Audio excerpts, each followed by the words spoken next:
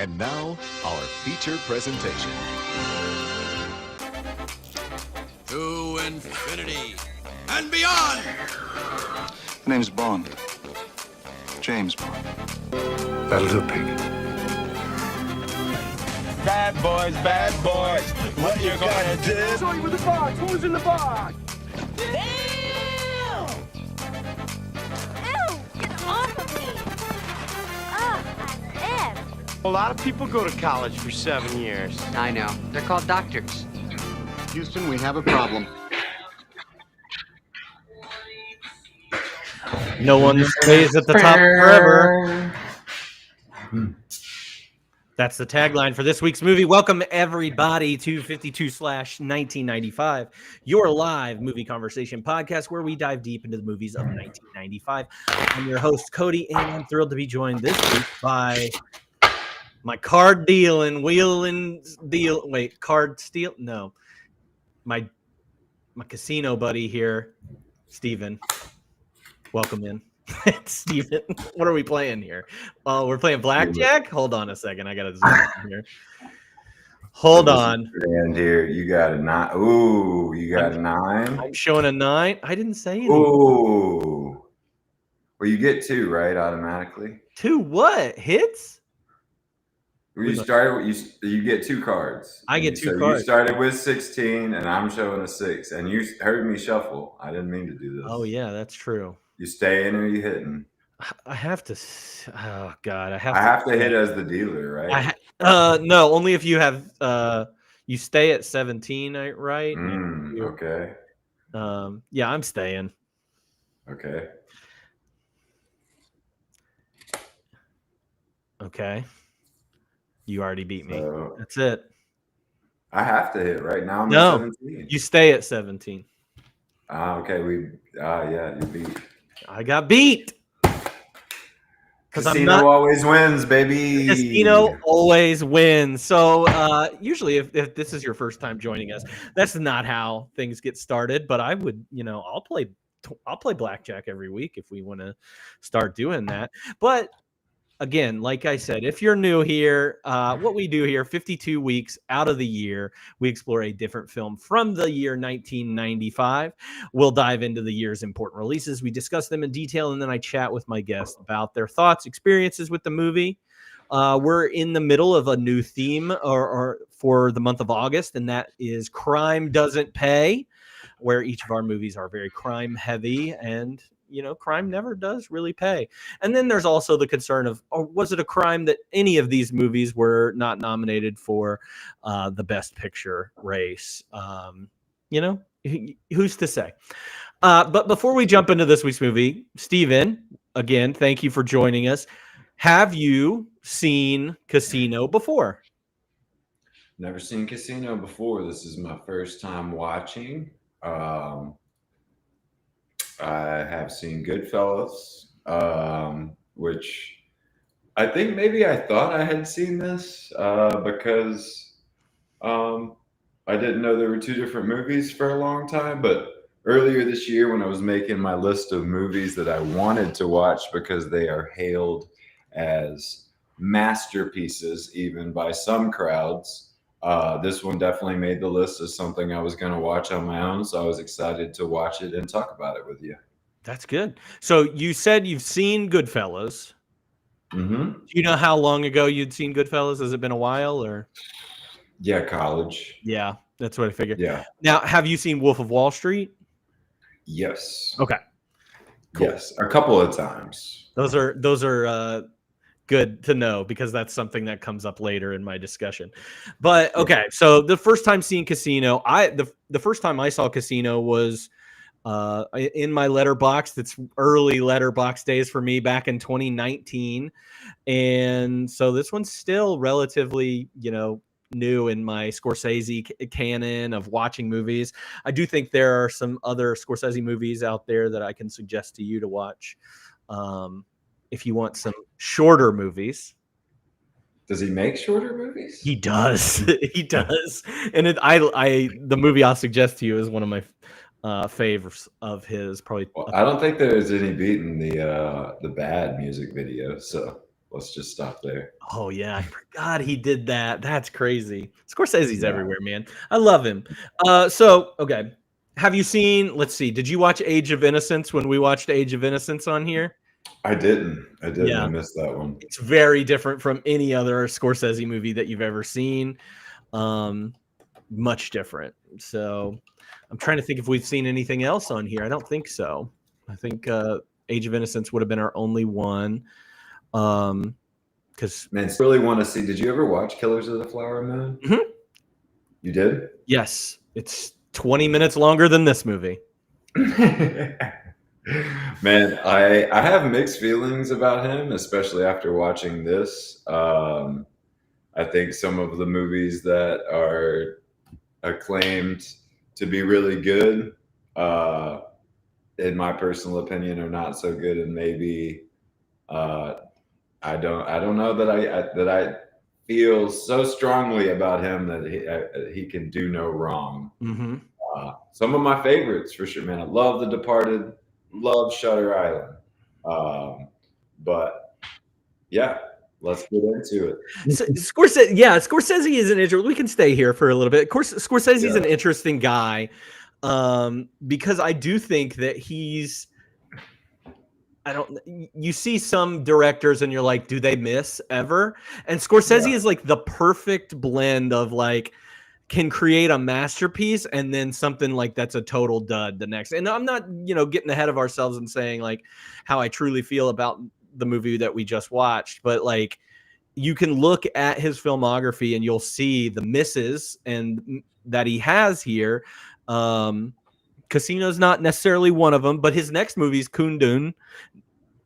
I've only ever heard that it's not great. What else has he got? Like Gangs of New York is considered a big, miss for him. The man loves his gangs. I don't know. To me, from just seeing another one of his movies back in the day, having no idea it was him, like The Aviator, not only I don't think could be argued as one of his best, and not one of Leo's best either, which he's somebody who doesn't miss a whole lot. Yeah. So, I think it is a great example because for me, like Wes Anderson has never missed. Mm-hmm. He's never missed. He's a great example. I don't know that Christopher Nolan that I know of has missed. So it is a great example of a great director, makes some incredible movies, but sometimes he misses, in my personal opinion.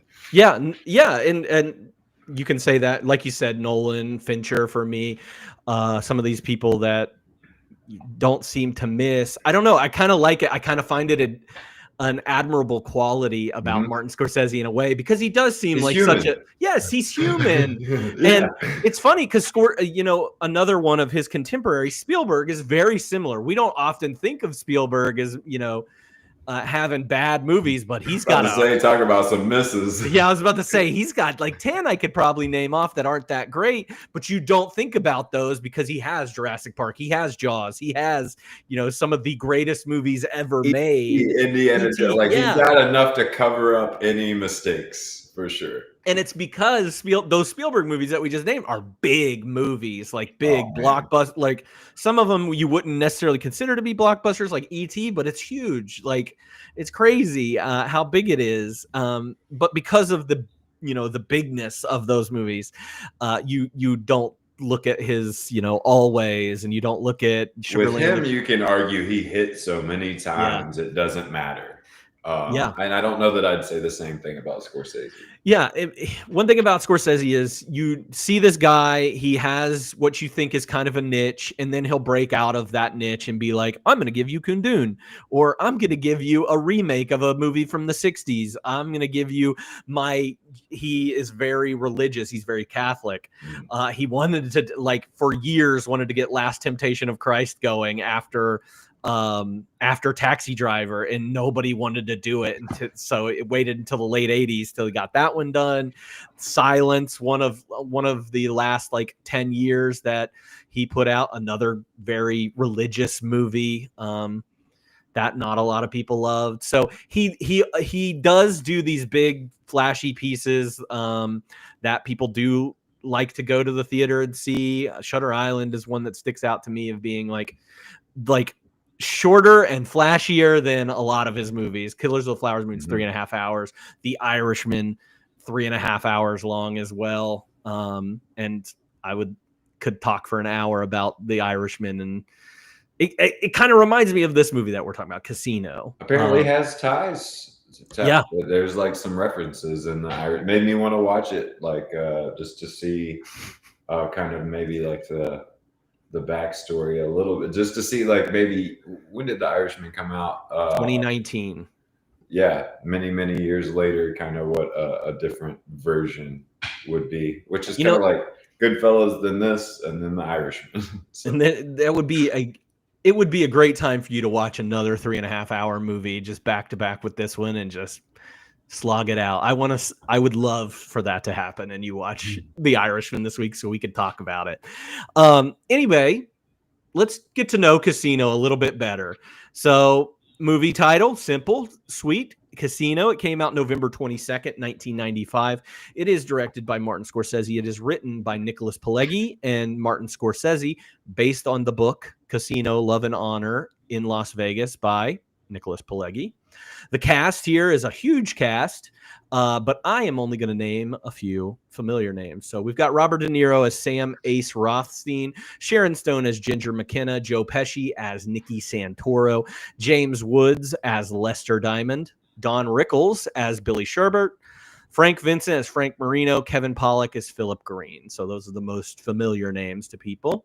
Obviously, De Niro and Joe Pesci teaming up again for the Goodfellas follow-up here.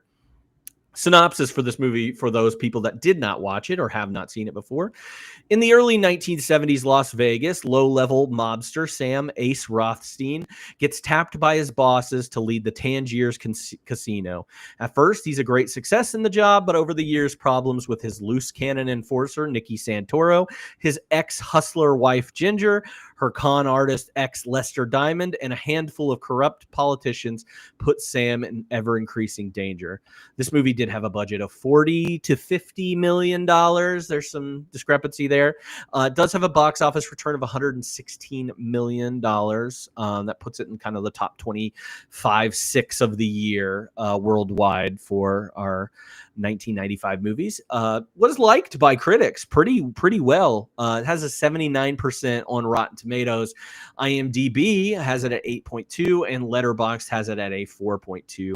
Roger Ebert gave it 4 out of 4 stars, said Scorsese gets the feel, the mood, almost the smell of the city just right. De Niro and Pesci inhabit their roles with unconscious assurance. Stone's call girl is her best performance, and the supporting cast includes such people as Don Rickles, whose very presence evokes an era. Now, not everybody liked this. Desson Thomas, one of the guys that usually goes against Roger Ebert whenever he gives a big rave review, said after coming out gangbusters in its first and finest hour, the 180-minute movie loses all its chips in the remaining 2. Now, this movie does have one Academy Award nomination. It was for Sharon Stone for Best Actress. So, with all that being said, let's talk about Casino and get to know, dive a little deeper into it. Let's talk about some of the best scenes. It was hard to pick out, was it not? Man, there's a lot that happens, and I think even the negative review I disagree with. Like, I think the first hour of the movie is far from the best hour of the movie. It's a mixed bag for me because I actually love that like first 30 minutes where it's just him explaining what is going on.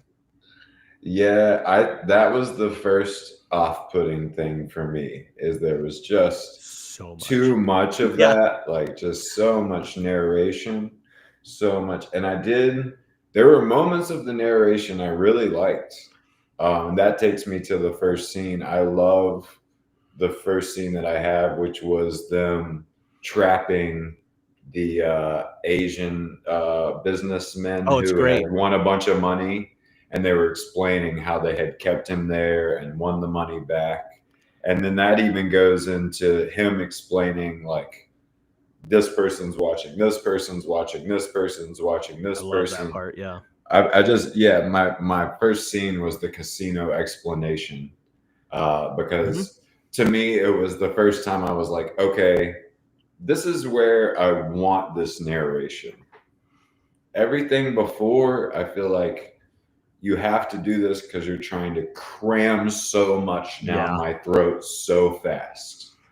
It is one of my biggest complaints of this movie is like not only time, which you could either make this an 8-hour like television show, or you do what he did and just force it down your throat, where there's so many characters and you're like, who do I pay attention to?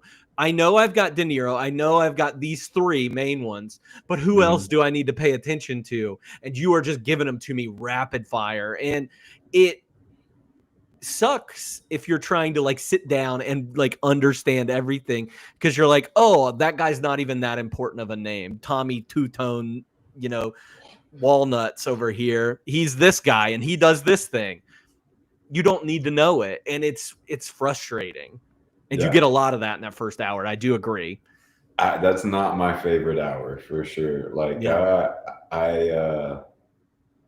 we'll get there for sure. But yeah, you get a lot, man. At the beginning, you get so much. You're introduced to Ace, our main person. You're introduced to Lester. You're introduced to Ginger. You're introduced to the guys from Chicago and Detroit that are like in charge of everything. You get introduced to every staff member underneath him, where to me, it's like cheating for a movie. Yeah. Right? It's like, I'm going to throw so much at you that I just have to tell you what's happening. It's so, yes. And Scorsese's been knocked for this, with Goodfellas because of the voiceover in Goodfellas. I like the voiceover in Goodfellas. I think he does it so much better than in this movie. Man, to my memory, it's not as much. But man, it's not. That's what it just felt like. We were talking about with Nope the other day, like just 2 or 3 times less in the showing of the object. And like, maybe I think it's a lot better, but just like over and over, I kept waiting for them to shut up and like there to be dialogue in the movie. For it being a fictionalized version of a non-fiction subject, they just changed the names and things, but everybody's like kind of related to this this one guy. For doing all of that, like it feels more like a docudrama, like a documentary that we're watching, and like that's not what I want after Goodfellas. Well, there's just so many stories. Like, you get so little of everybody that you're talking about the makings of several movies. And I think maybe it was your Letterboxd review. It was like, man, what a great, I had the same thought. Like, man, this is TV series material. Because like you do this the first season, and then you go back in season 2 and talk about the guys that are leading and their different cities. And like, there's just so much with Ginger and Lester and all these people that you're trying to just be like, hey, these are all these people in the first hour. Yeah. And everything's good. Everything's going good and everybody's happy. Here, we just need to introduce you to all of them because they're going to come into play later. Yeah. I mean, you have, and that's the thing I would like about a series, and like so to speak, Game of Thrones, where it has a beginning, it has an ending already written, so you just have to put it on screen.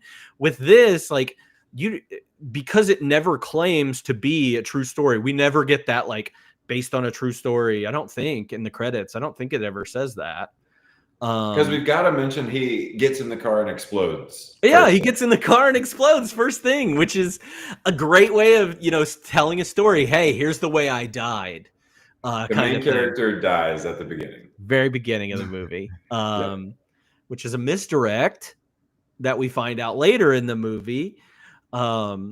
which is it's great. You think that you are about to be in for this like action-packed kind of like mob thriller, and you just get so much exposition for 2.5 hours of this movie. And so many things that just happen between, like, I guess my scene 1 and scene 2 that it's just nonsense. Mm-hmm. Like, you're telling me that your reaction to marrying this woman and catching her on the phone with her past pimp right after the wedding is like, you know what? We need to put $2 million in the bank for you. Mm-hmm.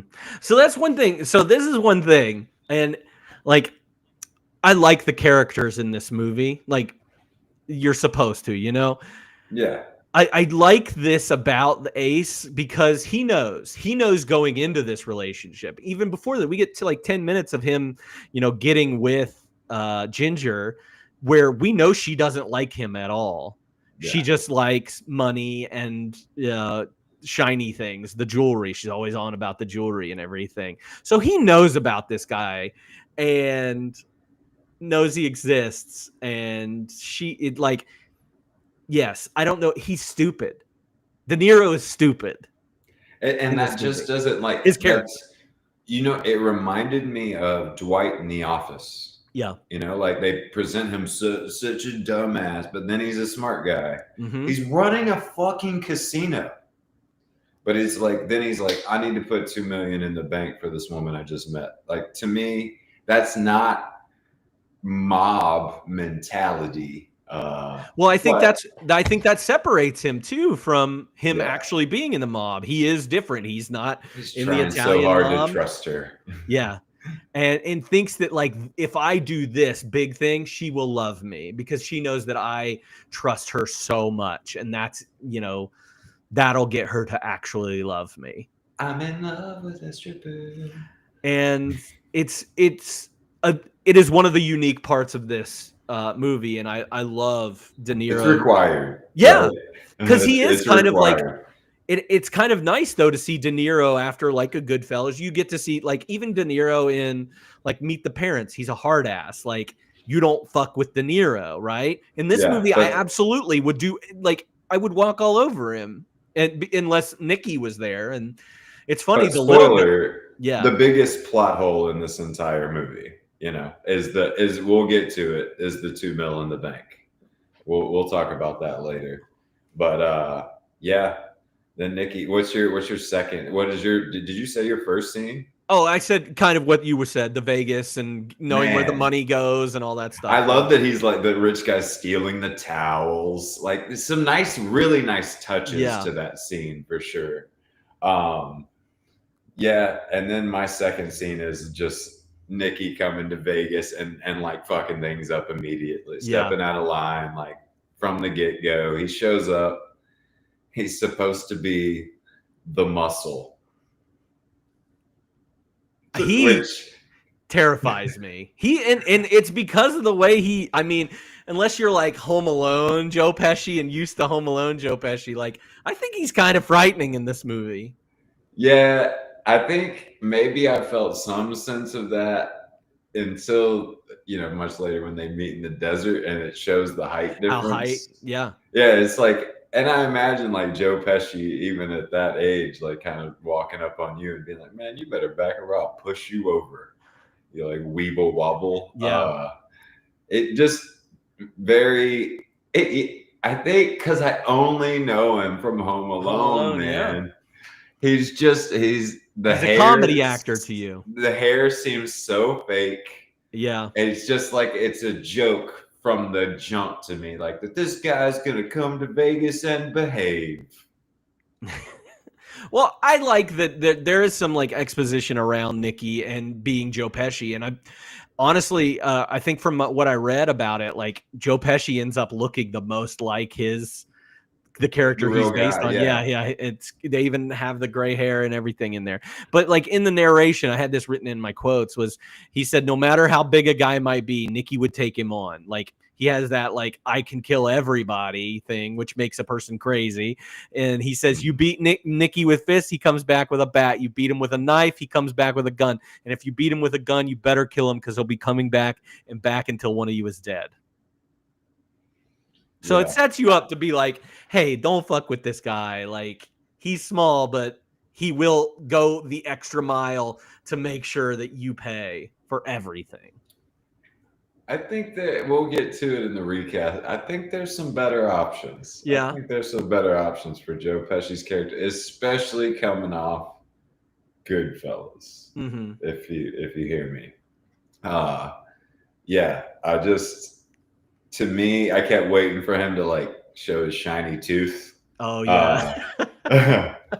But he like, man, yeah, Nicky comes to he comes to Vegas, steps out of line immediately, gets black booked, which is like the beginning of the downfall. Mm-hmm. Because now that he can't participate in the way that he's supposed to in the whole system that's at hand, he's going to step away and start causing problems. Yeah, even worse because it's not even the gambling related. It's I'm stealing just straight up now. Yeah, and like, man, what a greedy. It's so weird to think about working for the mob and being involved in that kind of money and feeling the need to go and steal from your friend's casino, like just because I'm here to steal, like from Vegas, and like that mentality that's what I like about Ace in this movie. He's trying so hard to hold it together. Yeah. And if he doesn't fall in love with this woman, maybe a little bit longer at least, but yeah. Then you got a friend like Nicky who shows up and won't listen to any kind of reason. And you can't tell him otherwise either because Nicky's a made man. He's in the mob. You're just a part of the mob. Like he is the mob. You work for him. Rick James said it, man. Cocaine's a hell of a drug. Cocaine's a hell of a drug. As soon as that comes into the 80s, picture. man. Yeah, correct me if I'm wrong. I think there would be a nice touch somewhere early in the movie, maybe even later, of seeing Ace and Nicky like beating the hell out of somebody in the past. Mm-hmm. So we see this ugly version of Ace that he's trying to control. But I don't think it's there. I think that's part of it. I don't think he's ever. That's what we're saying. I think the De Niro thing almost is a little bit of a miscast. Like I love De Niro in this movie. I think he's one. But like I think that Ace is supposed to be very hands off. Like the roughest we see him get is with his wife, really. Yeah, because at the end, the only reason they let him live is because of the skill of like being able to choose good gambles on horses and bookie stuff. So yeah. So I wonder if we could even get somebody different in here for De Niro. Like you might be thinking of Ray Liotta. Like Ray Liotta and Goodfellas would be a really good either one, probably. Either character, yeah. To me, he's way more muscle than Joe Pesci. I could see him being a little bit more unhinged in that way that Joe Pesci is great at being unhinged. I also think his cry ends up being better at the end too because he's more unhinged. Man, what a scene! Crying through blood is a crazy thing. But yeah, did we talk about the cheater getting his hand smashed? That whole catching him. Man, to me, like I would be thankful for the hammer after the buzzsaw came out. Oh God, yes. After the buzzsaw came out and they only used the hammer, I'd be like, thanks, guys. I appreciate it. Yeah. They let that other guy go off so easy. And they're like, you can walk away with the money and we'll take your hands. Or that was my like most minor what the fuck moment of the movie. Maybe is like, why smash his hand and let this guy go? Like, I was mad. Yeah, and that's that lends to the character of Sam not being that good at the mob stuff, like the muscle stuff. I like it. I like You could it. see that as like a crack in his armor a little bit. He's not good with women, and he's not good with mob stuff. So he just needs to do his job, and he'd be perfect. Man, like maybe he is good with women if he doesn't get married to the craziest of the crazy. But you only ever see like 3 women in this whole movie, and Sharon Stone looks great in this movie. Oh to me. man, when Nikki arrives in Vegas and he introduces them for the first time, and Nikki's reaction is, "Holy shit, what have you been doing out here?" Yeah. Sharon Stone looks incredible. I think there's a thing, and maybe you noticed it, like when the way they shot this in certain scenes, especially that scene that you're talking about, the only people that are lit in that screen are the 3 people. And it's like you seriously, it's almost like they have a spotlight on them as they're going, like meeting each other in that little triangle. These spotlights come together, and there's shadows on everybody else around. So it also, I think that lends towards like Sharon Stone just looking, so amazing. I think every costume she's in is great. Her wig in the 80s gets a little rough there at the end, but she also gets a little rough at the end too. Once the haircut happens, I'm out. But man, that moment in particular, I was like, okay, I'm not really a Sharon Stone guy. Same. Not going to be a top pick for me, but it reminded me of how our True Lies conversation. Mm-hmm. I've never really thought Jamie Lee Curtis to be super attractive, but during that underwear scene, I was like, "Whoa, Nelly, whoa, Jamie, whoa, I was about to say Nelly wasn't in there, but relevant, whoa, hot Jamie, yeah, man." And when I love that moment where he's like, "Holy shit." Nikki sees her for the first time, and it's like, whoa. And I kind of had the same reaction of like, whoa, Sharon Stone. Yeah. Hello there. She looks great in this movie. Oh man. Yeah. Her performance as a crazy is real good. Yeah, she's very good. A very interesting character too. And I see, I can understand why she might get nominated for Best Actress for this movie. Like, you see, I think it's a very complicated character, like in the sense that, she's out for men's money, like she's a hustler, she's getting money. Everybody is a John to her in some way, that like, I will do what I need to get the money from you, kind of thing. But then like to see her be so vulnerable and like stuck on the most weaselly, pathetic guy, Lester Diamond, name right there. Lester Diamond, like to see her so stuck on him and not able to like get away from him when you have this like great life, because that's her mistake. Is like, if his mistake is falling in love with Ginger, her mistake is falling in love with Lester and just being so stuck on Lester. Man, if he would have just had Lester killed when he found her on the phone with him after the wedding. Just like quietly, like in a weird way. Yeah, his brakes are cut, you know? Yeah, and so they can't be pinned on him. And so she can let that go out of the picture, because him marrying her and her attachment to Lester is the beginning of the downfall. Yeah. Ace has got this, man. He's amazing. He's running this casino amazing. And so what, kind of like our last movie that we talked about, what interests me the most is like, what were the steps? Step number 1, marrying Ginger, because she's attached to Lester and that's going to be a problem forever. Step number 2, Nikki shows up and won't follow the rules. But how do you handle that? It's so like the Nikki thing, you can't kill Nikki though, because then they come after you. Who? The mob. Yeah. Are you talking about Lester? Like kill Lester? Kill Lester. Kill Lester. Kill Lester. That's easy. Yeah.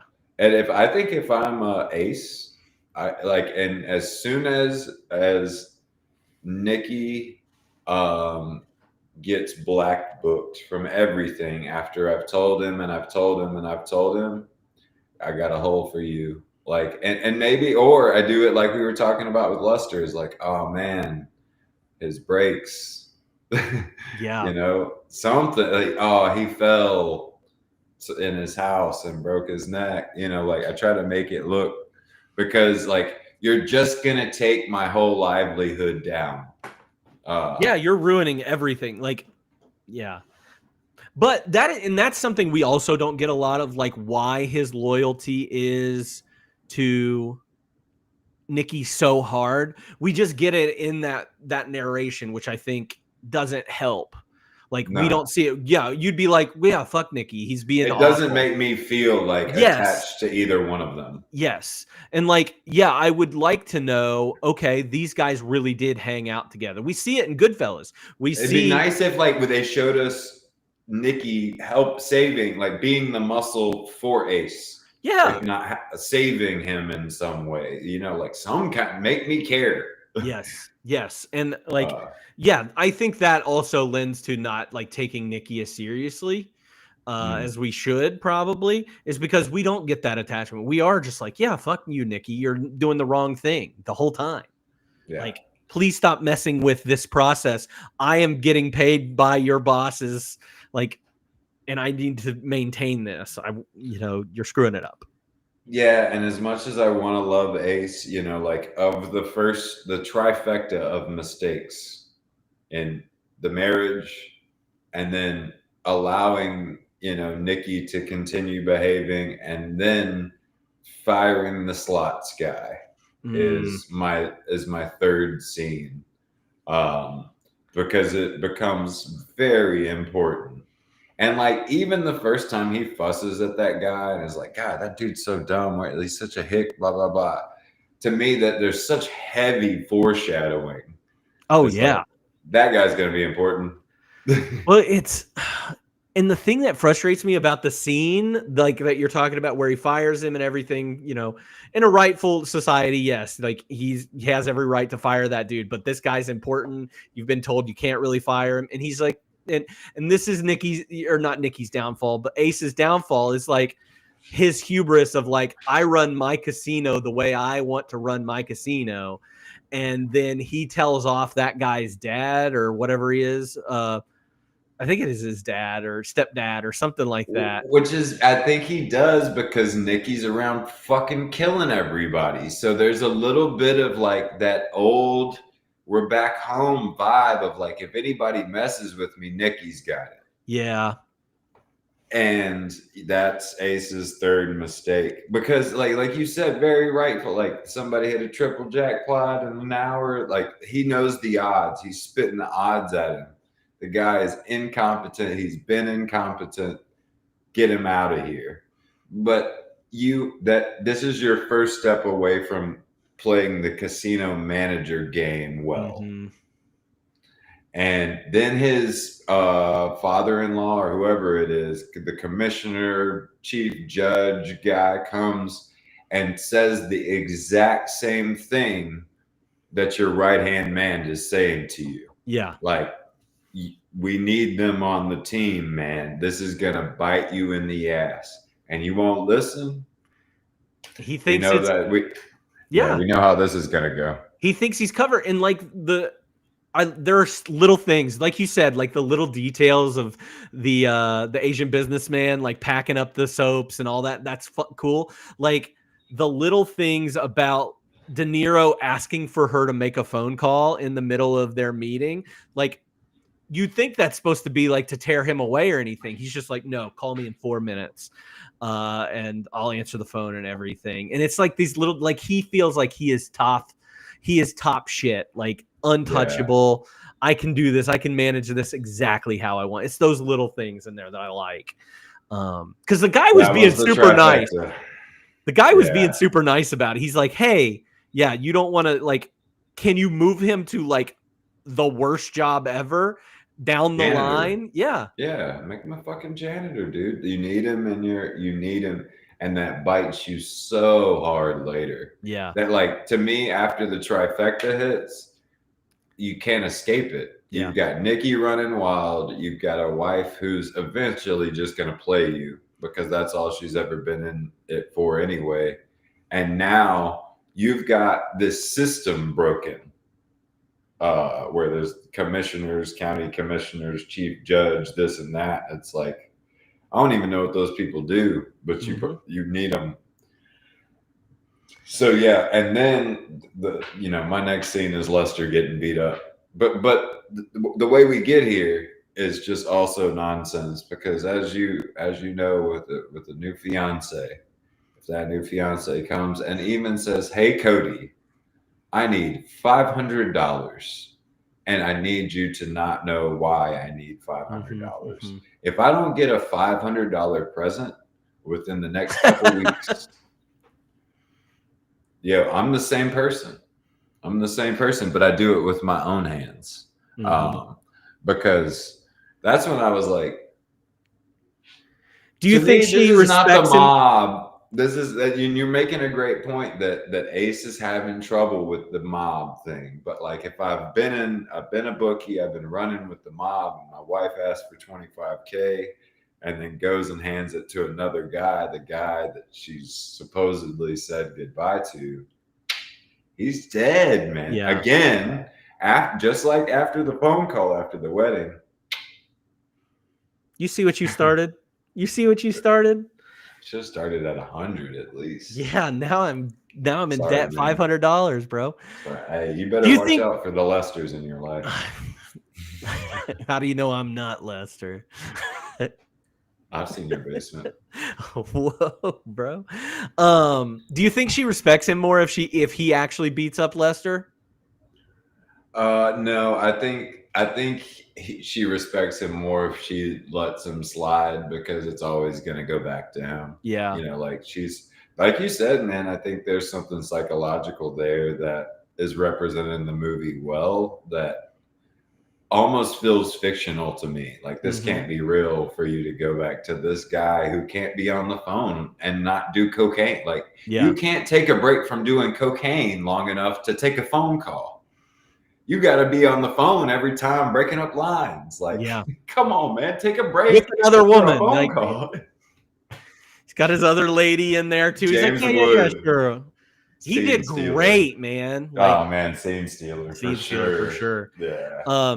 One thing, like kind of around the same thing is the next scene I had was Sam and his hearing. I don't think this is like an amazing scene by any moment, but this is the beginning. Like, we're talking about like downfalls and everything. Sam, like, or Ace or whatever we want to call him, in his hearing, thinking, "Oh, I've got this in the bag." The narration, he even talks about, he's like, "Man, I'm ready, so prepared." And then they're like, "No," and he loses it. Like that. I love the books on the table piled up. They're so ready, man. Like that. To your point, they've got like all these legal things stacked up, and then just get just cut off. The downfall has begun, and now the balls roll. Like, because he's got to have the license now that he fired the guy.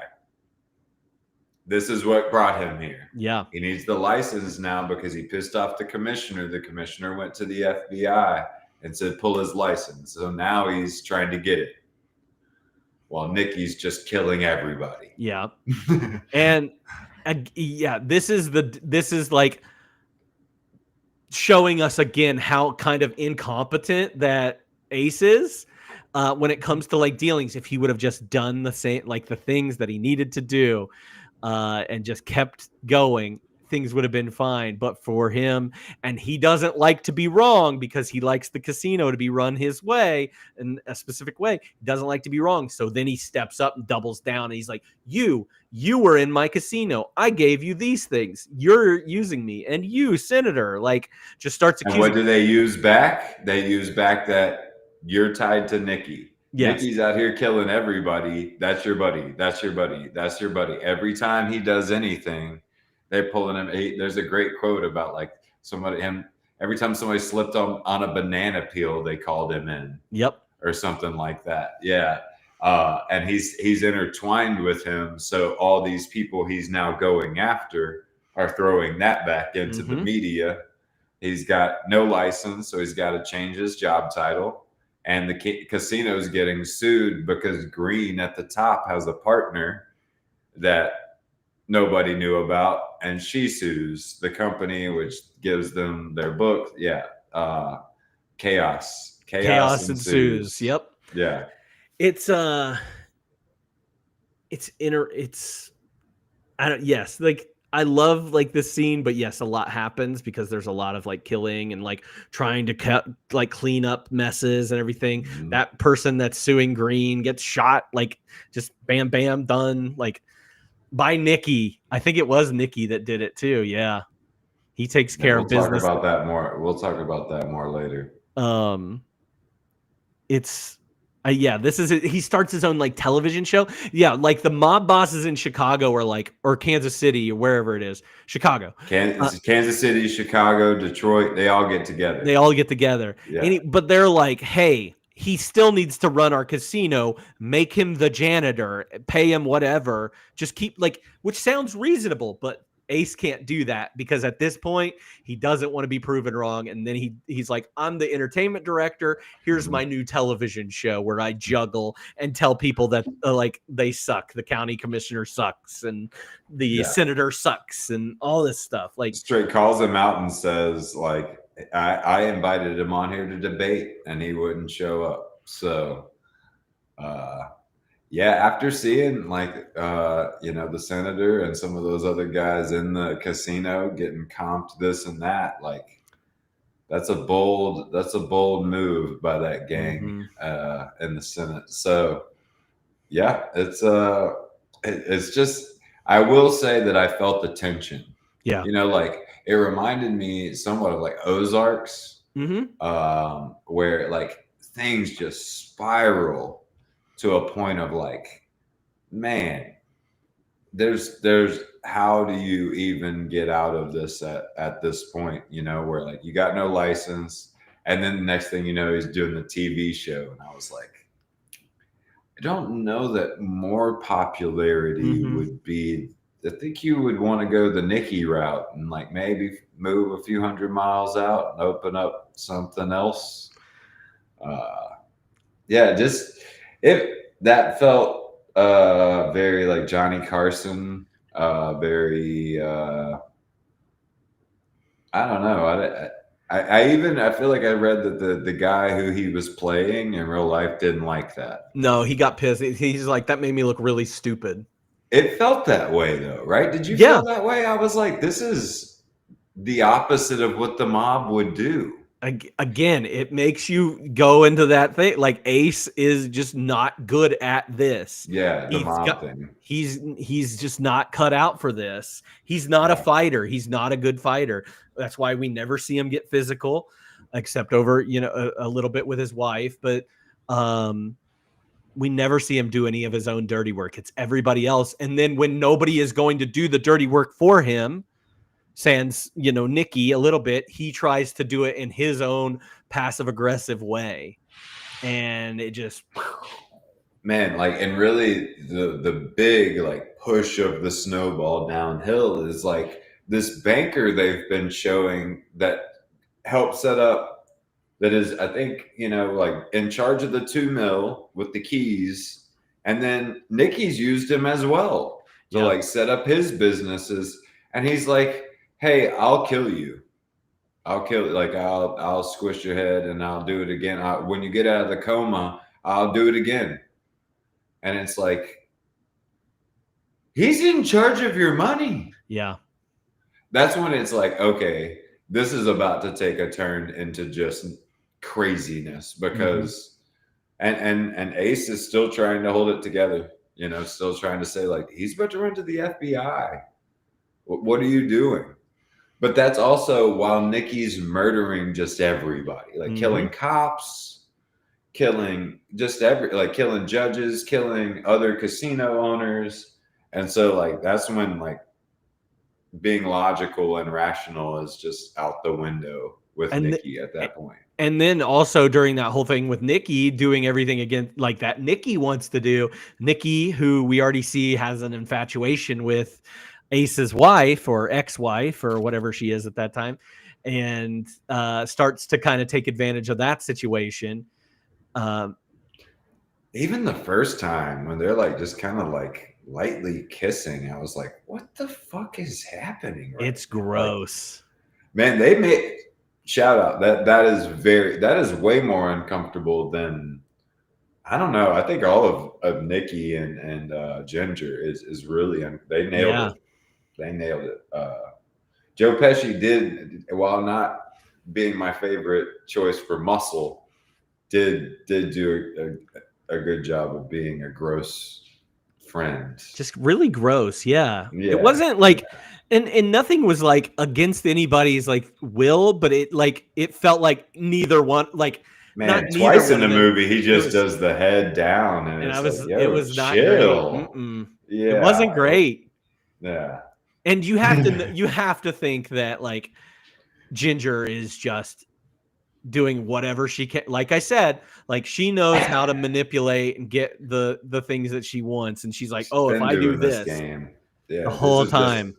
this is just new characters in her game. Mhm. But like, you know, it was. I guess I didn't feel bad for the rich guys coming to the casino. And like I never gave a shit about Ginger, like because like you started out just drugging rich guys and now you're being mistreated, and it's like you weren't hanging with the best crowd. Like Ace tried to treat you well and you didn't seem to allow it. Well, So- and her big mistake. Well, loving Lester is her, biggest mistake. Everything, but like, James Wood, man. and that really it leads to her like love of Lester and everything, and like now he's gone from her life. Like that leads her to drinking, and then also leads her to pill taking, and that leads her down her drug path of. It just makes her make even worse decisions and get involved with Nikki.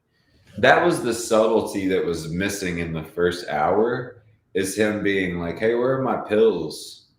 Like, I take one of these when it hurts so bad. Like, where are my pills? They never said, like, and yeah, she was taking a lot of his pain pills. Mhm. Like, we're finally slipping out of the narration. The I feel narration, at yeah. that point. And that, to me, maybe the second hour of the movie is the strongest. But I didn't really think about it.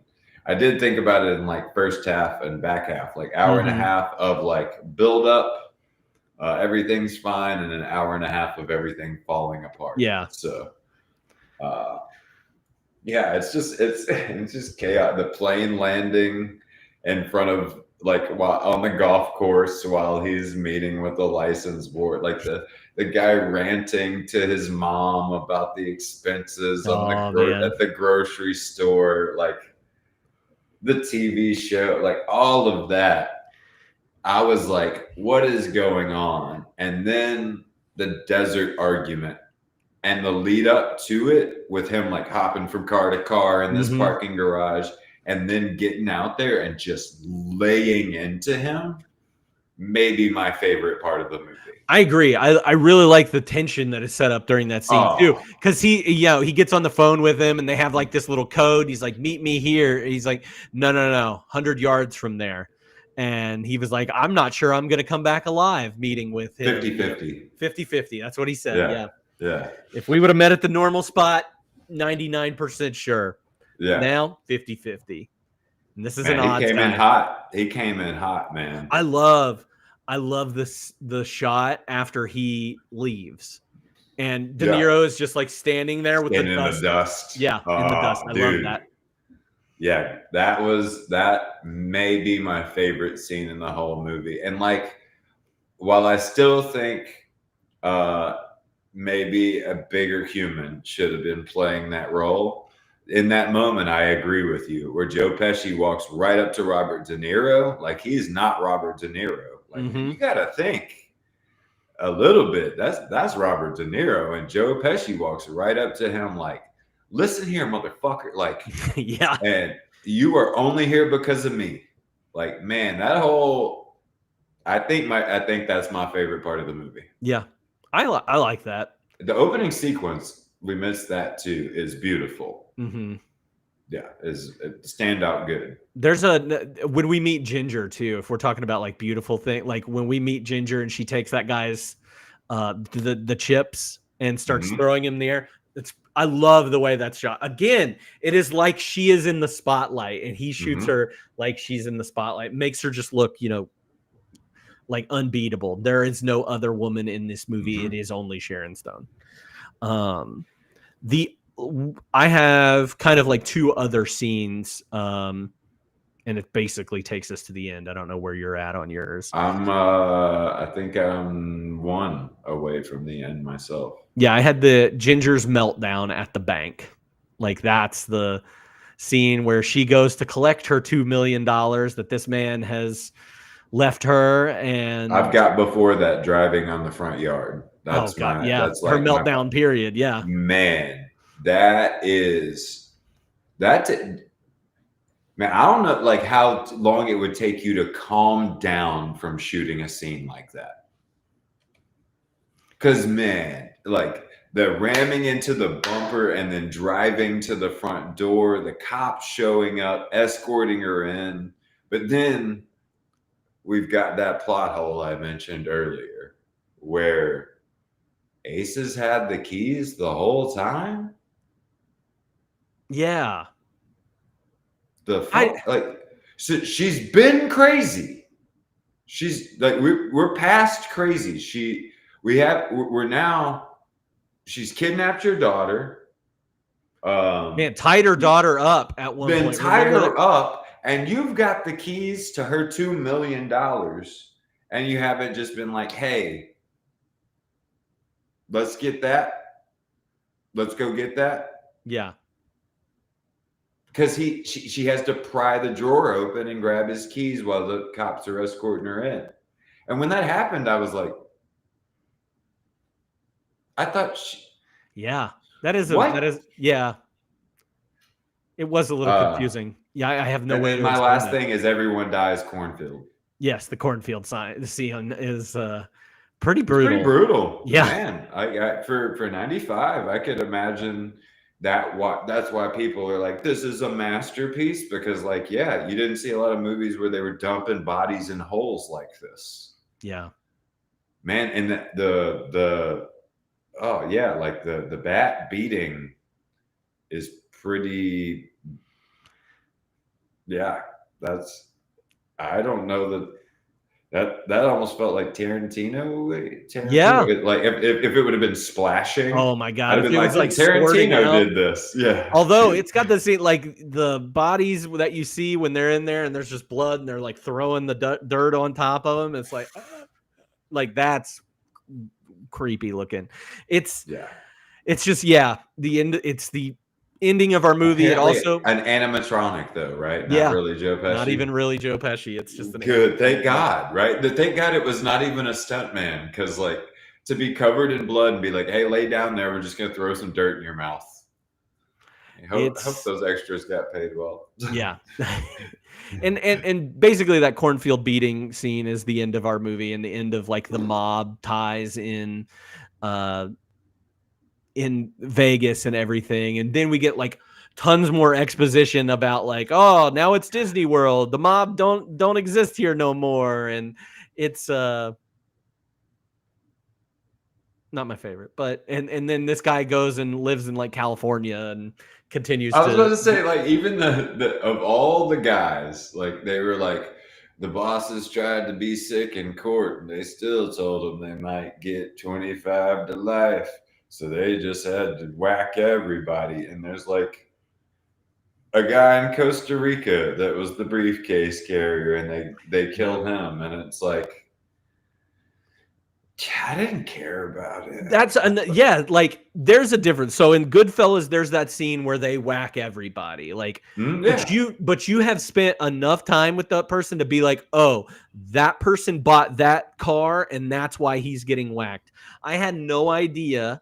Like the fact that you told me he was the briefcase guy is like, oh yeah, I guess he was the briefcase guy.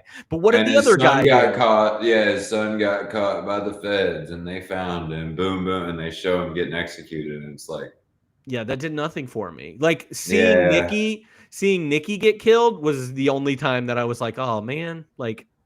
Man, crying through blood is maybe something I've never seen in another movie. Like having your face beat in and like bloody tears coming out. That's a hard nice one to touch watch. there, Scorsese. Yeah. So yeah, that basically takes us to the end. I know that's Casino. That's Casino. And like at first I was like, why the fuck would they let him live? And then I was like, oh, he's just such a good bookie. Yes, that like they were he's so good at predicting races and stuff that they just let him stay alive. And that also felt like, okay. Yeah. That he's old and he's got the big, like, hairy those glasses, man. I love those glasses. I kind of want them. Yeah, let's do. Hey, Warby Parker, I got you. We get those? They have to be those insane ones, though. I was about to say, if you want to do that, you want a discount. So I got you. You got me. I need them to magnify my eyes and cross them a little bit too, because he was definitely cross-eyed in those glasses. I thought he was going to start doing the Harry Carey voice. If you could eat your, if the moon was made of barbecue spare ribs, would you eat it? I know I would. Oh god! All right, who's our favorite character, and or is there scene stealer? I think we already announced our scene stealer. James Wood in particular with the eyeliner. Oh my god! Like I feel like the first time they show him, he's got eyeliner on, and I'm like, yeah, that's the guy that's gonna be easy to hate. Yeah, and he is like, again, like the most Weasley. Like you hate him automatically, and then it's like, why are you you're screaming at your TV? Like, what, Sharon Stone? What are you doing? Like this guy and he even like clues us in a little bit on it, and it's really creepy on that phone call. He's like, 14-year-old, I saw you when you were 14 and those long legs, and you're like, I don't. Living up to the reputation. Covering up myself. I was like clutching my pearls. I'm like, my Lord. Yeah, it's like greasy and grimy, and like now you see where his hooks come from, because I liked De Niro. I liked Ace as like not Taxi Driver, not Goodfellas, like trying to be the good guy, man, just trying to hold it together and play straight and keep the casino running. One of my favorite scenes that we didn't mention is him just like being in his underwear. Oh, you can like even see everything matches, and he puts his pants on. Like, man, he's doing it, Cody. I love that about like that, like everything has to be so perfect, and he's doing it so well. And then like I love they hired the right guy. I love the flip side of De Niro in this, and like everything is not going well, and I'm just continuing to make things worse because I'm an idiot that thinks I'm so good that I can, this is untouchable. Like I also put as my scene stealer the word jagoff. Jagoff's great. Oh man, like I feel like and It's Always Sunny when Charlie's like, "Hey man, you keep saying the word jabroni," and it's awesome. Like where does that come from? In this whole movie, I was like, God, I got to start calling people jagoff more. I love it. I love it. I gotta research it first to make sure it's not like some secret. Just start calling everybody a jagoff. Then they'll be like, that is racism, man. Stop. No, they're gonna say this guy's in the mob, and he knows jagoffs when he sees them. He does. All right, favorite quotes. I was about to say I went light. So yeah, I went light. We already talked about the casino explanation as one of my favorite scenes. I had in the casino. The cardinal rule is keep them playing and keep them coming back. The longer they play, the more they lose, and in the end, we get it all. Mm-hmm. And that's why we play blackjack. That's right. There's this another thing, kind of the breaking of Ace is when he says to the guy that keeps screwing up. This is the first time he said, "Listen to me very carefully. There are 3 ways of doing things around here: the right way, the wrong way, and the way that I do it." And that is his downfall. Yep. I love the holes explanation from Nikki. Mhm. I'll fly through it if I can.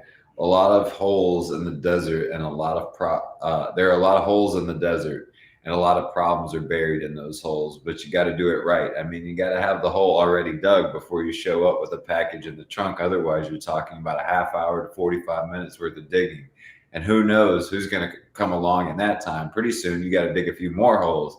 You could be there all fucking night. It's pretty good. Yeah, I like that.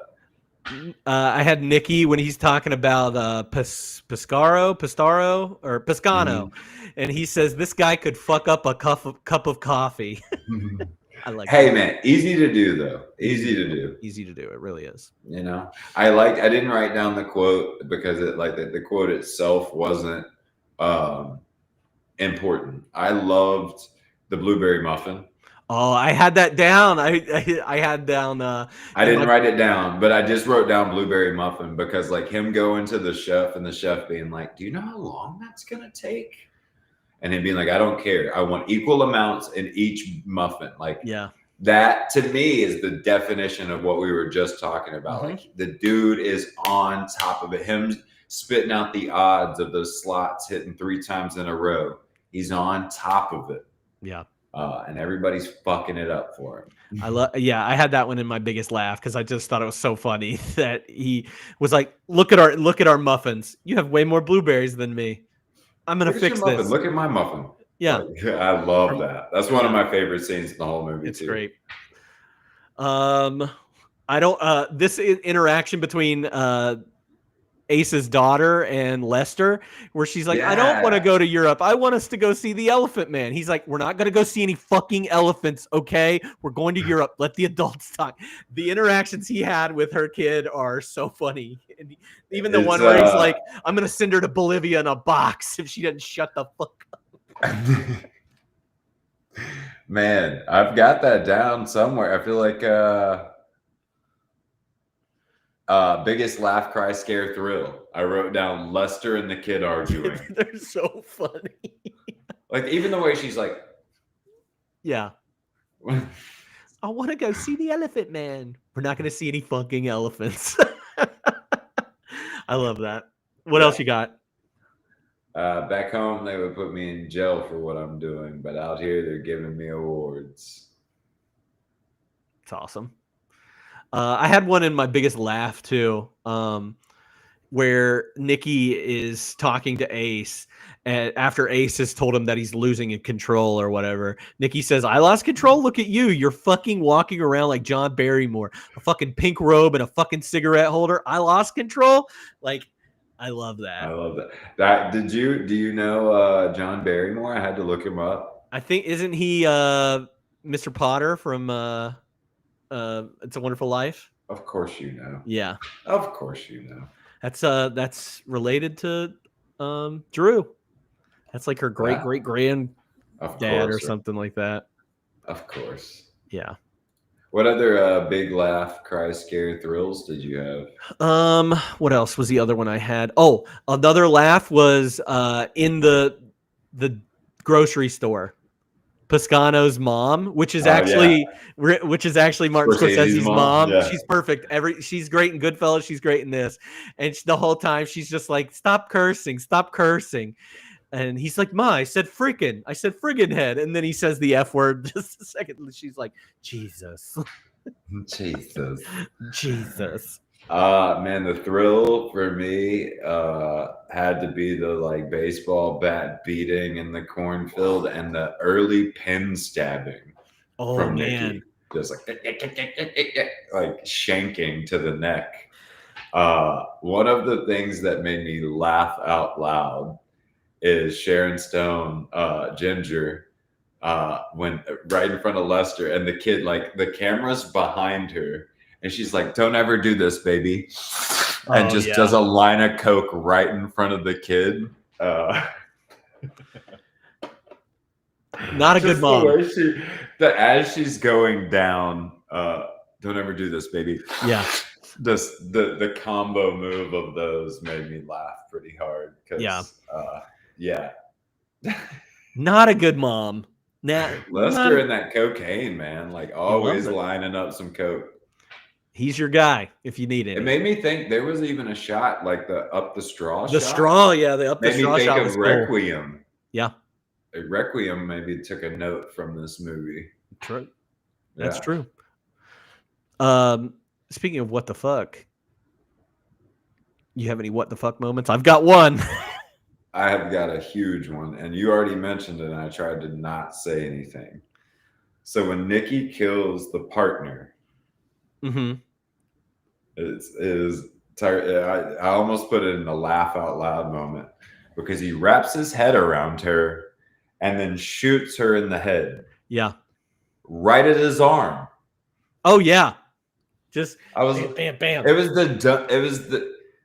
the weirdest, like the pin stabbing and the baseball bat beating and a lot of the violence in the movies felt tense, at least for me. But that shit made me laugh. Well, and there's I was like, another you would one. never wrap your arm around somebody and then shoot into your arm. And then he like pours the blood out of her, kind of thing. Like he like I was bends like, her over, okay. and then the blood starts to come out of her mouth. Yeah, it was silly. They call us the wet bandits. There's another scene where somebody's getting whacked in like the parking lot or whatever, and they're just shooting them. And like, I don't know what it is. Like Scorsese's never shied away from violence. Like we said in this movie, there's very violent, but sometimes like when they're shooting the guns, you don't see any like bullet entrance. You don't see anything. Like it's just like because it has a silencer on doesn't Yeah. mean it's not gonna put a bullet hole in them. Yeah, it's really weird when you've seen some of the other stuff. So like half of this movie super violent and half of it is like what they used to do in the 30s and 40s to not show bullet wounds. Like, yeah, that's what they were doing. So my what the fuck scene is actually more of a like, holy shit, what am I watching scene? And that's where they put the guy's head in a vice. Yeah. And I feel that. squeeze, like they start squeezing it, and he's like, Goddamn. your eyes popping out of your fucking head. You didn't have to do this, and now you're just gonna die. Like, you idiot. Charlie M. Charlie M. Like, Yeah, I also put a what the fuck ridiculous moment as Joe Pesci being the muscle. yeah. Like, I don't buy it. And we'll talk about that more. Do you think that Pesci would be better in the De Niro role? Like more of a I just don't buy it with Pesci at all. I think Ray Liotta, we talked about it already. It just, to me, not to jump ahead, but Benicio del Toro. I almost put Benicio del Toro in my recasting. Man, like, I think there are options that are not Joe Pesci. Like, Yeah. I think it's, to me, the jump from Goodfellas to this is just a little too easy. As I mentioned before with Wes Anderson, I don't dislike reusing the same actors, Right. But like, give them some kind of art. I just don't buy Joe Pesci as the muscle. I think somebody like throws him in a grave pretty quick. Yeah. Just because I think Robert De Niro actually is a lot more intimidating to me than Joe Pesci. So Yeah. When he said we already put ice picks in his balls, that one really got me. Oh man, you just think about some of that shit was real, Cody. Like, I was looking for fun facts and was like, this is not so fun. Like, I don't want to hear, like, in a movie, they put an ice pick in his balls and his head in a vice and then slit his throat. And they're like, oh, no. The fun fact is they actually burnt him alive after they popped his eyeball out in the vice. And I was like, okay, I'm good. this is not so fun anymore. Yeah. The real stuff, I think that's part of the problem with this movie is like they took a very real story and tried to be like, let's make a fun movie out of it. Yeah. It's not very fun. It's not the most fun movie. Now, if we're talking about music moments, there's a lot of them in this movie. I think maybe too many songs in this movie, but what's your best what is your best music moment? Loved the Space Odyssey moment because I was like, can you do that? Like in '95, you're already using a song from Space Odyssey, like.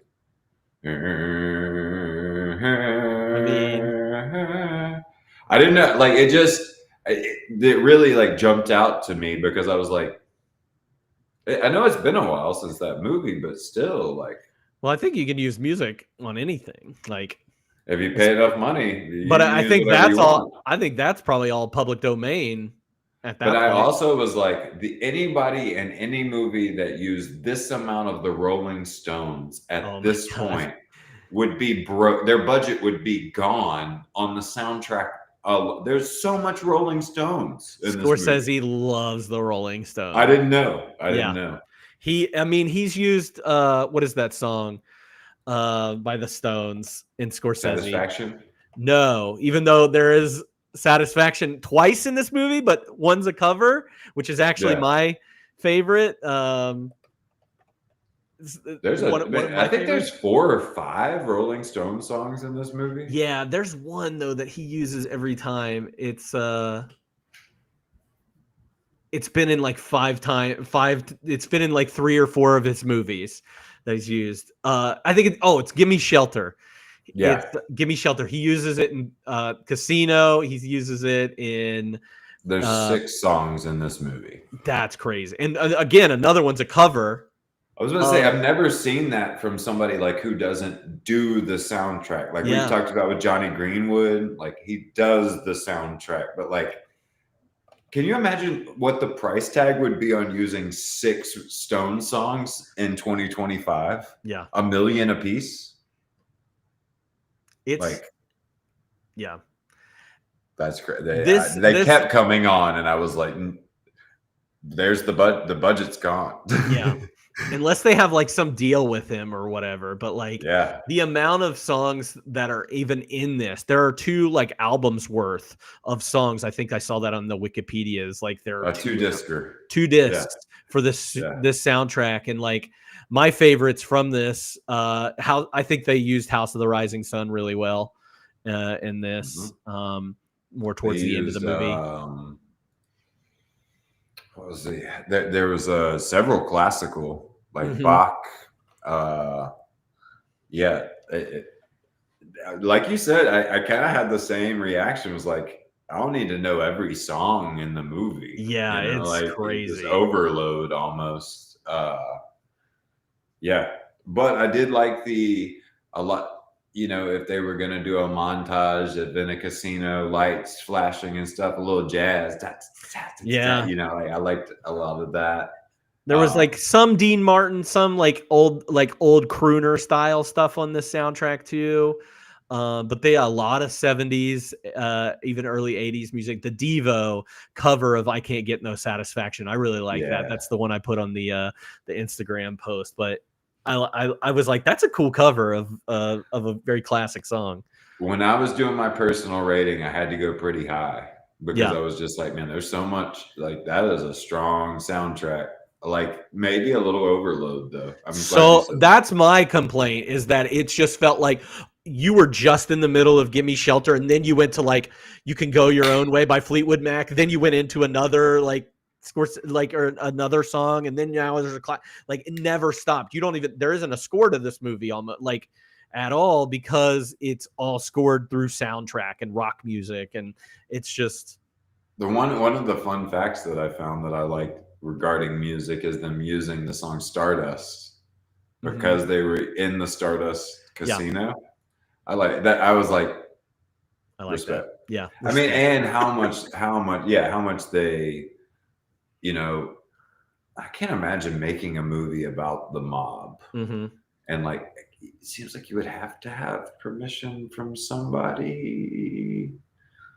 So yeah, just like getting away with this. Yeah. And like knowing that they had a hard time finding people to tell them how you cheat in a casino, and like, I think there's a lot of hoops you had to jump through to make a movie like this in '95. So I tried to, in my personal rating of it, try to like, you know, this is before The Departed. This is before Shutter Island. You know, Shutter Island. We had to get here. Yeah. You know, like this is what the part of what got us here. So you know, Yeah. tried to be as fair as I could. Hey, that's all I ask. That's all you can do. I really don't have an F, Marry, Kill for this. Like I said, there's not really like any characters that I mean, there's 3 main characters in this: Nikki, Ace, and Ginger. But I wanted to make sure you watched Goodfellas and Wolf of Wall Street because those are kind of the closest movies to Casino. How would you rank them? That's what I'm going to do instead Between of Casino, Wolf of Wall Street, and Goodfellas. Yeah. Wolf of Wall Street's number 1, Goodfellas Okay. number 2, Casino number 3. All right. I only flip Goodfellas and Wolf of Wall Street. Man, Leo. It's great. Man, yeah. The only reason I include it to be like Casino is the amount of like them explaining like the bonds and stuff that they're selling, those like penny stocks, and I was like that whole like exposition about, hey, this is how we're stealing money from people is very Casino like. This is how we're making money in this casino for like 30 minutes of it. One thing I will say, as I do say that I would rather watch. If you said, like, hey, you want to sit down and watch a movie right now, would you rather watch Goodfellas or The Wolf of Wall Street? Wolf of Wall Street for sure. Maybe the hot take I do have is like, there is not a Godfather movie that is better than Goodfellas. That is a hot take. Yeah, it is. It is. Yeah, I mean, according to most things that I see, I'm like, as far as like gangster mob movies go, please send me the one that's better than Goodfellas. Because like, if we're talking about Godfather, we're talking about the Lord of the Rings, right? A little bit. Like, yeah, they're separate movies and one could be better than the other. Yeah. But if the whole thing's boring, I don't care. Yeah. And that's unfortunate. Like the hot take I have about the Godfather, like I would rather watch the Goodfellas or Goodfellas 3 times in a row than watch the 3 Godfather movies. I get that.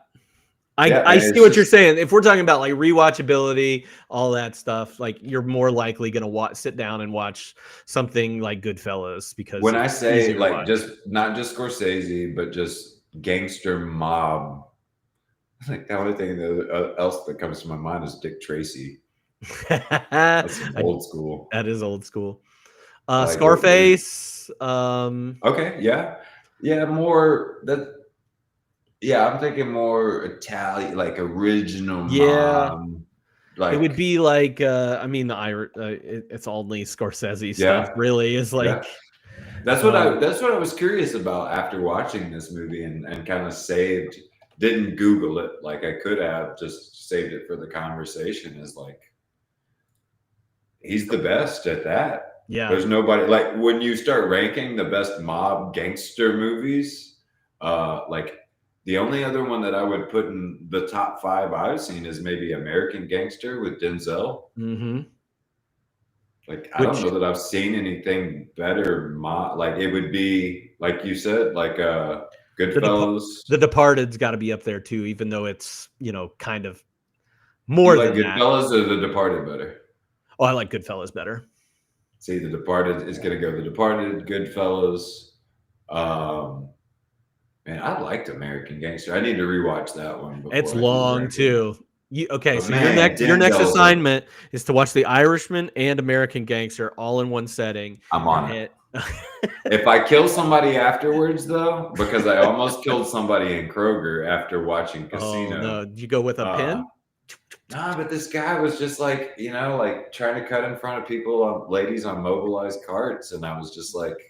Come on, man. Stephen Justice came out, and I just watched Casino, and like the Nicky in me that was like, "Hey, man, if you keep running your pie hole at me, jack off, I'm gonna shove your face into that little hole over there." Like that shit that energy was in me, man. So shout out Casino for changing my energy. Just bringing the badass. Man, I was ready to just Justice. Like, if Joe Pesci can do it, just stomp motherfuckers. Like, I'm just gonna start stomp somebody in Kroger. Hey, I'm Joe Pesci. Hey, I'm the bad guy. No, I'm alone. All right, who gave the best performance in this movie to you? Sharon Stone was incredible. Like, I think I agree that this movie doesn't need many Oscar nominations Mhm. other than her performance. Because, man, like just the voice to do that, like the screaming, the motherfucker, this like that front yard to the bank scene. Oh yeah, All of that, man. She's She- on fire. yeah. She That turns it on. haircut. Oh man, the way she's ramming her car, like Yeah, I agree with the nomination. yeah. I She's agree with she's really good in this movie. Have you? Is there anybody else that in a movie you've done this year that's like, oh yeah, she was way better than Sharon Stone in this? I mean, I don't even know Comes who to your got. mind? I don't even know who got nominated. Like, if we go back to like Sense and Sensibility, I thought that I mean, it's a completely different acting style from Sense and Sensibility to like Emma Thompson in that movie to, you know, what we're getting from Sharon Stone here. So I do imagine that it was Sharon Stone, Emma Thompson nominated. I'm trying to think of anybody else Best Actress worthy, because Braveheart, Apollo 13, Babe. That's hard to think about. It's the 1996 Oscar. Yeah, Susan Sarandon won. Oh, yeah, she is pretty Dead good Man in for Dead Man Walking. When we watched that was pretty good.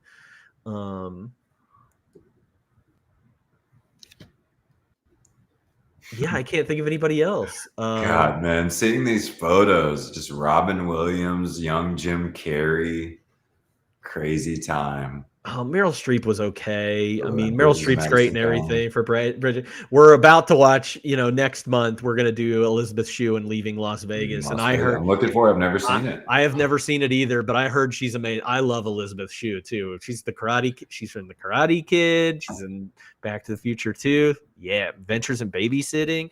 Don't fuck with the babysitter. She's great in that. So I actually, I love Stone's performance in this. I think I've seen this movie twice in my life.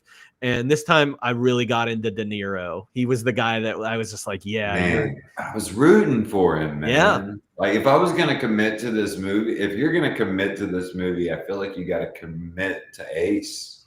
Yeah. Got to want him to succeed because like you can see it from a mile away that this friend, they are just going to ruin everything. They're just bad for you, man. They're just bad for you. It was it was going so well. That shows how good a friend you are, though. That you're just like, I want to just pull him out of the screen and be like, hey, this is going so well. If you don't get involved with these people, Man, he needed Don Rickles' character to be the one to be like, hey, Ace. You're fucking it all up, man. It's just, yep, too low on the totem pole. He survived. He does survive. All right, 95 recast or 2025 recast. Anybody for 1995? 95 recast is Ray Liotta as Nikki's character. Mm-hmm. Michelle Pfeiffer as Ginger, yeah, and Benicio del Toro as Ace. Okay, I like the Benicio del Toro a lot. I thought that would be pretty. Man, young Benicio, I think in this role could do it. I think if we're not going to say this is based on a true story at the beginning of this movie, or not like and change people's names, you can make Ace younger, and that gives him some hubris too. Like everything's going so well, he's a young guy. It's kind of like Goodfellas with Henry Hill character, the Ray Liotta character. Like he's young, he thinks he knows everything, and then that's kind of his downfall. If your response was to flip the two, you wouldn't get an argument. Yeah. Do you know who Dennis Farina is? No. I think he would be a great Nicky. He's in Snatch. He's you've seen him. Okay. Yeah. He's got that real thick Chicago accent though, and he's a little bit bigger. Is he the dad in Elf? No, that's James Caan. But James Caan, that would be a good Nicky. Okay. He looks like he could fuck somebody up. Like, Yeah, that would be good. Yeah, okay. Yeah. I said Michelle Pfeiffer would probably be a good one for Ginger. I also said Melanie Catwoman. Griffith at that Yeah. point. Melanie Griffith in 1995. Yeah, I think could do a pretty good job. 2025 casting. Let me see what Melanie Griffith looked at. Oh man, nailed it. I think that's the best one, man. Melanie Griffith in 95. Like, Yeah,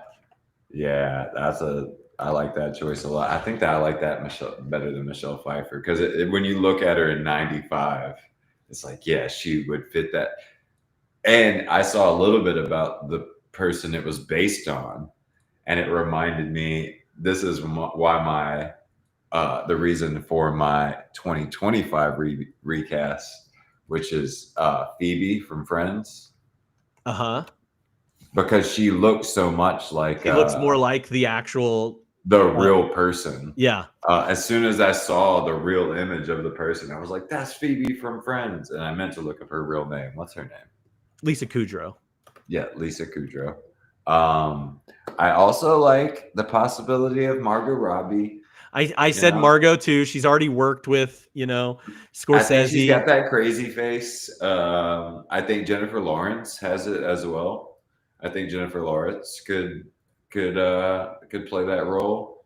I like possibly DiCaprio, maybe Jake Gyllenhaal as the ace. And I love the idea of Tom Hardy as the more of Nicky? the muscle. Yeah. Give me a big body. Give me a big muscly body in that role. I'm giving you really off the wall. I went a little older in my casting.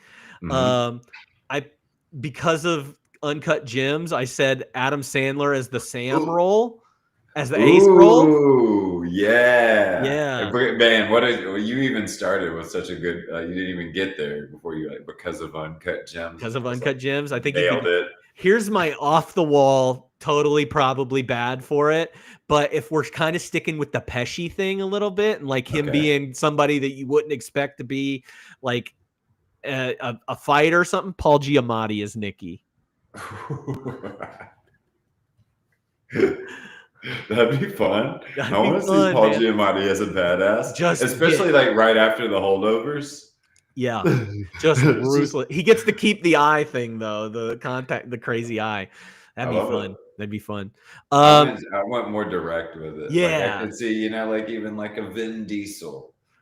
Yeah, Vin Diesel might not be bad in that role. Like he is shorter and he's off the top just right. He's shorter. He's shorter. He's Italian. Yeah, he loves his family. That's intimidating. I need to be intimidated. And I think as Vin Diesel, I hate saying that. As Vin Diesel gets older, maybe he might start doing something that's not fucking, Fast and the Furious. Because he was like getting into acting and doing stuff when he was early in his career. Get that check, brother. Get that check. It's all about family. All right. Fun facts about this movie. I did not write down a ton of fun facts. Hardly anything because they were not fun. They weren't fun. The F word is said 435 times in this movie. It was the longest reigning, it had the most F words for a movie for a long time. It did get tied with another movie, but the Wolf of Wall Street has now taken that. Marty loves the F word, man. He loves the F word. I think it's natural. I like it. Have you met him and he just said fuck all the time? You got to expect it, right? I wrote this one down too, where Martin Scorsese said that there's no plot at all in an interview on the Blu-ray of this. He says it's 3 hours, no plot. So this going in, there's a lot of action, a lot of story, but no real plot. He said this about Casino. What action? Yeah, there's not a lot of action. I tell you that. There's some blowing up of stuff, but it's not even that big action packed. About to say like Last Action Hero had more action. Oh yeah. I probably just going through mine, and you can follow up if you have anything I didn't say. Most of the conversations between De Niro and Joe Pesci are improvised. Scorsese just said, "Hey, here's where you start. Here's where you got to end. The rest was up to them." So a lot of that's unscripted that they're having conversations about. One of the things that I really enjoyed about this movie, if you read my Letterboxd review, is the costuming. for this movie. I think some of the stuff that Sharon Stone wears is like amazing looking. Also, De Niro's suits are great. He had 70 different costumes in the film, and she had 40. They were both allowed to keep their costumes afterward. The budget was $1 million for this movie for the costume. Man, I love the way he talks her down about like Lester, about like he wouldn't be able to get a suit tailored that fast. He wouldn't know what a good watch is. Yeah. Like where he's kind of shaking her down about Yeah. the money. That's it, man. That's one of my favorite De Niro parts in this movie, is just like he really shows that arrogance of like, man, I paid double and I can't get a suit tailored that fast. Yeah. Like, even if he spent this, and this, where'd the rest of the money go? Yeah. It's good. I think that's it for my fun facts. Do you have anything else that you said that stuck out I to you? mentioned that Stardust Casino kind of shout out with the song. Like I do think it was impressive that, to me, if you told me Tangiers was a real casino in Vegas and they like shot there and stuff, would 100% believe. So much of the shooting in the casino was so impressive. And like I guess the funnest fact that I found was that they like did a lot of that really late night from like 1 a.m. to 4 a.m. Mm-hmm. So the casino was still really running. Yeah. It's like we talked about with Borat and going to that village and like, man, how did you do that? How did you get all those shots on the strip? The demolition of that was real footage. Yeah.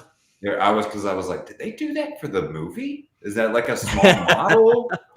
It was cool that was real footage. Yeah. Fun aspects. Yeah. To the movie for sure. Yeah. He's a fun movie maker, man. Like, tried to make it as I think tried to take this crazy story and condense it. Yeah. And this is pre-Sopranos. Like, this is like, we don't get that kind of television here for a long time, for a while anyway. And let's do it, man. Let's do the Casino TV series. You can imagine it though. Like, oh, okay, yeah, this is 8 hours. Yeah, let's do it. Okay, let's call it De Niro. Yeah. So, like a fine wine and dish, if you could pair this with another movie, what would you choose? Meet the Fockers. Awesome. Because it's a subdued Robert De Niro. Yeah. He's like he hates Ben Stiller. Yeah. But he's got to he can't just be open about it. I like that's that. The way I feel like he's trying to hold it in the whole time in this movie. And then, man, Ginger really first starts to bring it out of him, and then Nikki, Yeah. So I said Ocean's 11 because it's a casino movie. It's more fun than this movie. I have 3 others too. So what you got? The obvious 2 I think are The Irishman. Give me the obvious, yeah. Irishman and Godfather, and specifically Godfather Part 2 because that's where they go out to Vegas. You have a lot more Vegas scenes in Godfather Part 2. And then my other one is American Hustle. Again, kind of about the 70s era. Jennifer Lawrence that we brought up earlier in that. Christian Bale's amazing in that movie. Bradley Cooper is great in that movie. I like Amy Adams is great in that movie. I like that movie a lot. That is one that is pretty divisive. Is Amy Adams bad in anything? Yes. What? She's in that J.D. Vance movie. She's terrible in that, I think. It's the J.D. Vance movie? Yeah, Hillbilly Elegy.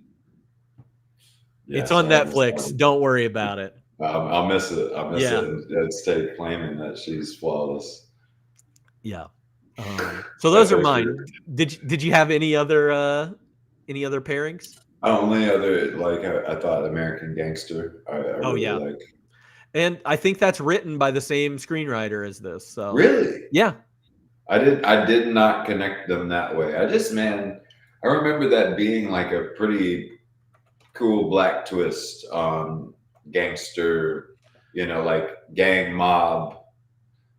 When it came out, I feel like I saw American Gangster in theater, and it was like, God, Denzel, because just at the time Denzel was on fire. He didn't miss for 10 years. I might have lied to you about the screenwriter, but I think somehow Lie to me, baby. I lie think to me. somewhere he was involved. I don't remember how, but I think he's involved somehow. I need to watch that movie again. It's been a long time since I've seen that. All right, on a rewatchability rating scale of 1 to 5, how likely are you to rewatch this? A 3. I gave it a 2. Yeah. Yeah. I do appreciate I completely got misled by the beginning. Like I bought it. Yeah. I don't feel like that Scorsese's got a formula to where he does sometimes show middle end and then jump backwards, but like I felt like that was a mislead that got me.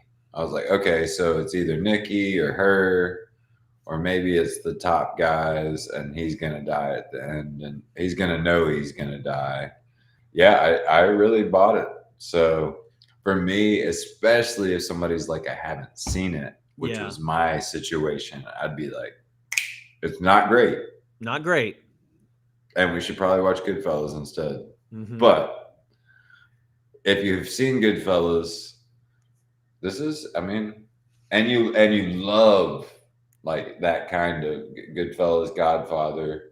Yeah, if you like that 11. kind of stuff, yeah, I think you'd really like anything gangster related. What is the one like the Blackjack 21? 21, yeah. Like those kinds of movies. If you like Casino, Rounders, mob, gangster, Rounders. Oh man, that's a good pairing. Yeah, Rounders is good. Cool. Cool. Cool. Yet. What do you give it out of 5 stars altogether? I gave it a 3.5. I had an option in my personal rating, like when something lands where it did. Let's see. I gave it I should already have 15.5 out of 25.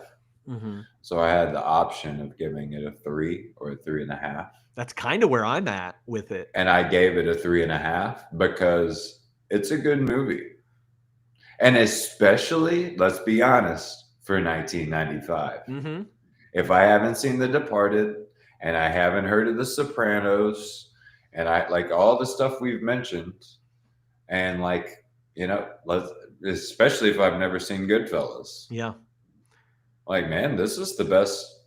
Yeah, I think that too. If you don't know those, then this is in 95. Yeah, this is maybe a 4-star for me. But then I see The Departed, and I'm like, got to drop it down a little bit. Yeah, I have it as a 3.5 on Letterboxd, and I was a little skeptical. I was like, I don't know if I can give it a 3.5. Like, if I could go through in the middle, like 3.25, like.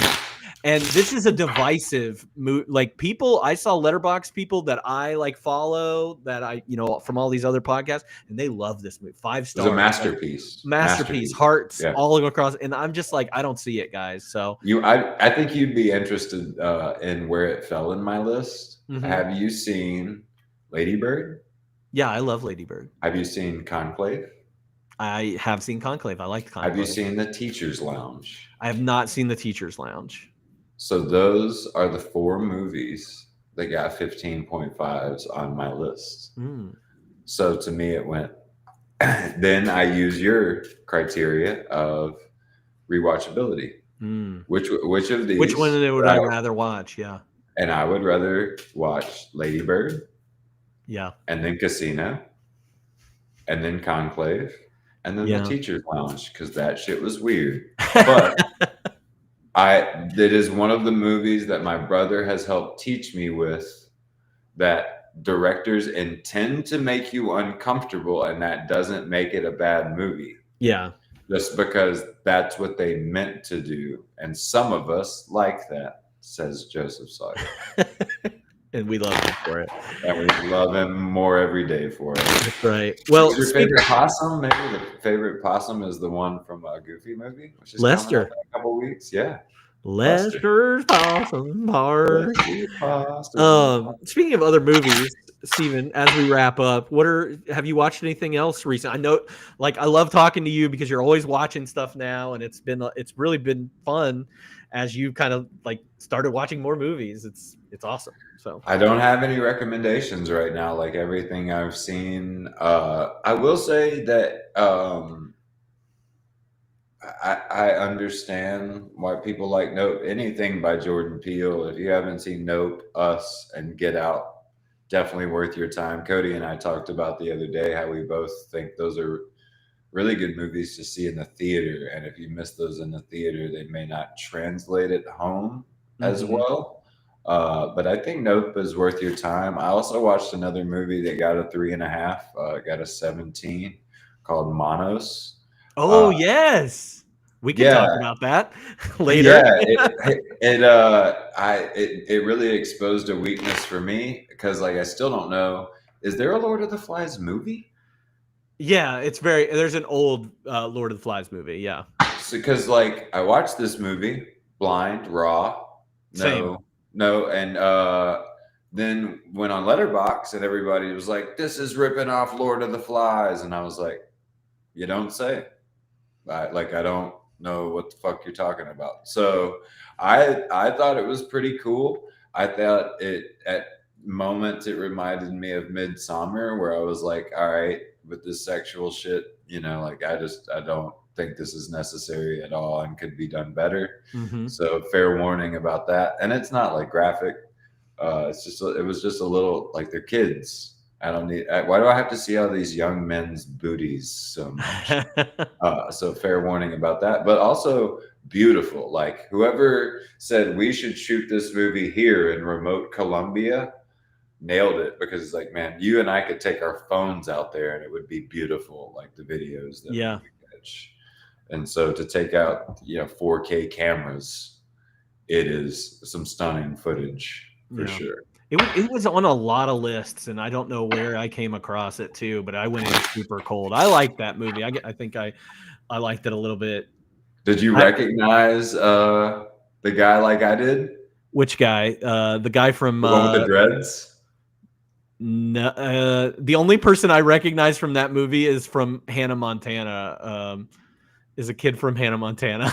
I think there's a kid. I don't I'll have to go in. He's from Nacho Libre. Oh, and he says he's the one that he puts the stuff in front of him, and he's like, "Can we ever get a salad or something?" God, I love Nacho Libre more than anybody. That's great. I did not know that. Yeah, one of the kids that's in there is from Hannah Montana. And man, the doctor is incredible in that movie. Yeah, she's great. How did they film them drifting in those rivers? And watch Manos. Manos is worth your time. Manos is cool. Manos is really recommendation cool.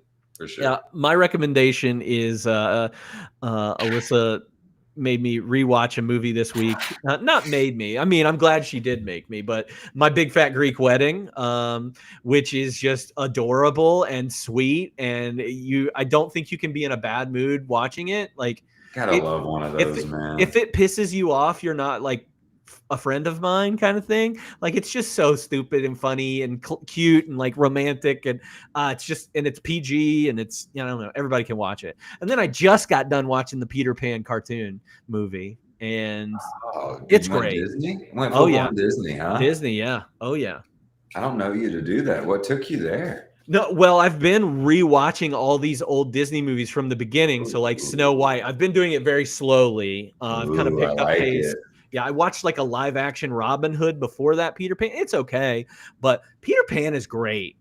Peter Pan, the cartoon is so good. Good. I rewatched Alice in Wonderland last week. And, that's right. You mentioned. I remember you not liking it. I didn't love it as much as I thought I would. And then Peter Pan, I was like, oh my God, this is great. And even as problematic as Peter Pan is now, with all the Native American stuff and everything, it's still good. It's so good. So yeah.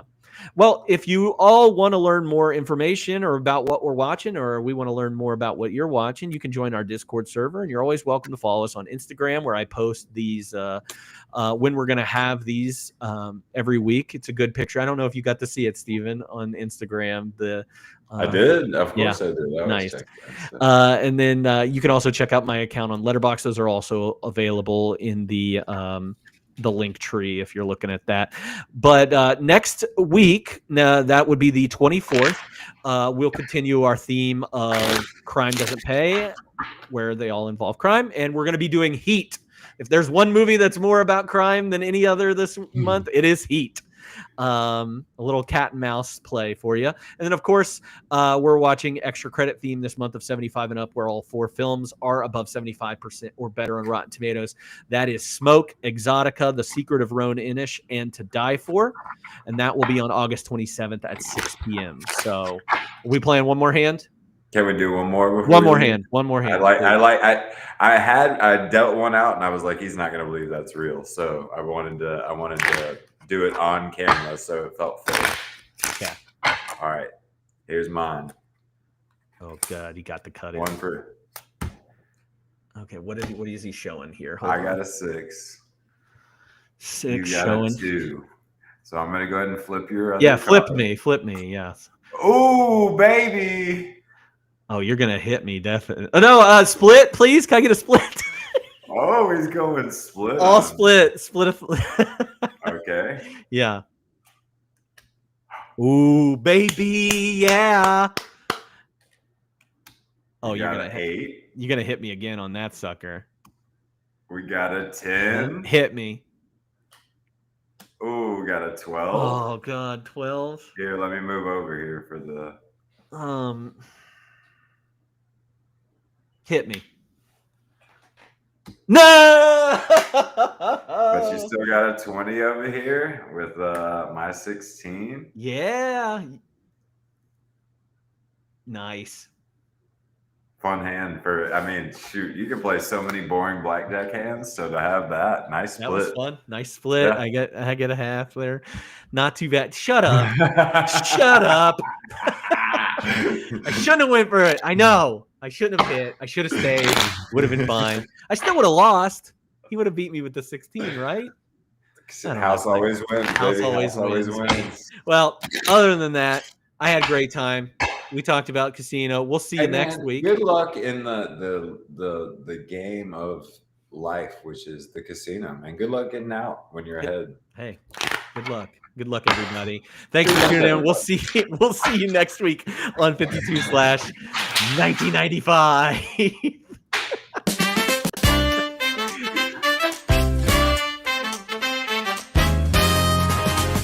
What a year, what a time.